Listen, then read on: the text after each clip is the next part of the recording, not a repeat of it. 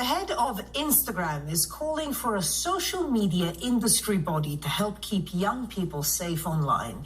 Adam MOSSERI is testifying before U.S. senators in the latest congressional hearing, scrutinizing the app's impact on children.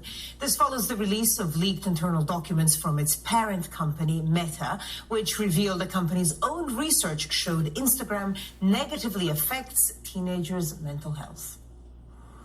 Now, I recognize that many in this room have deep reservations about our company, but I want to assure you that we do have the same goal. We all want teens to be safe online. The internet isn't going away, and I believe there's important work that we can do together, industry and policymakers. Now, we have a specific proposal. We believe there should be an industry body that will determine the best practices when it comes to what I think are the three most important questions with regards to youth safety. How to verify age, how to build age-appropriate experiences, and how to build parental controls. Well, Zach Price is the digital director for the organization Accountable Tech, and he joins us now from Washington, D.C. via Zoom. Sir, thank you so much for joining us.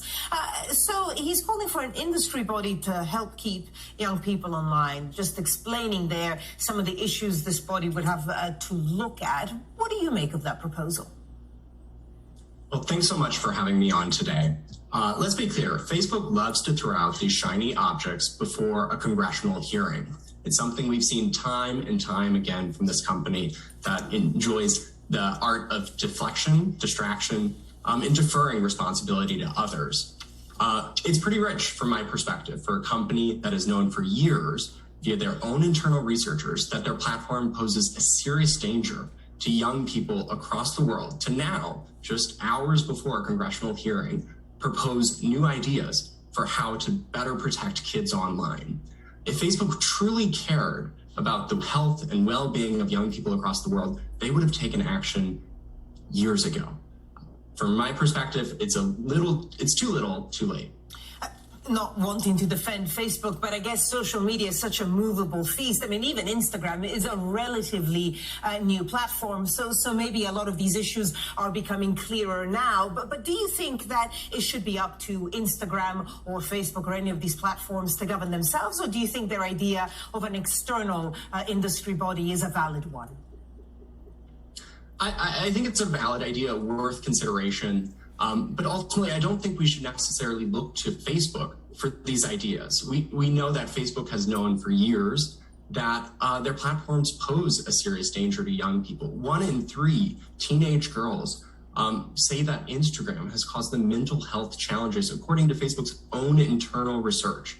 And Facebook chose to keep that research private and not share that with users, parents, and elected officials. Today, we have a serious problem on our hands. I think we have to look at all the tools we have at our disposal to rein in big tech's monopoly power and societal harms and dangers for young people. That involves governments taking action, but that also involves users and parents speaking out and demanding the transparency that they deserve from platforms like Facebook.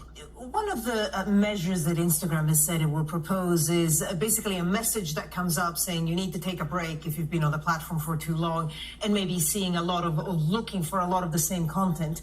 I mean, do you think that that is a valid move? Do you believe that their intentions are right? And also the verification of age, which of course is crucial when we talk about young people. These are really important questions. And from my perspective, a lot of the announcements Instagram has made leading up to this hearing today are cosmetic fixes to, unfortunately, a system that's far more broken.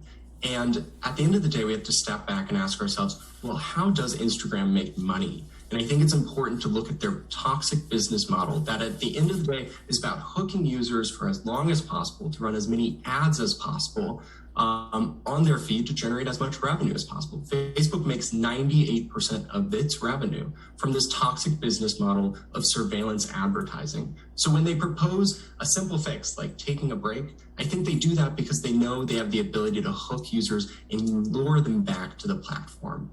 Ultimately, I think it's incumbent upon governments to look at how it is we can better structure the incentives behind companies like Facebook that rely upon this toxic business model of surveillance advertising. Yeah. Certainly an issue that is becoming, it's getting the focus on it more and more. Well, Zach Price, Digital Director of the organization Accountable Tech. Sir, thank you for sharing your views with us.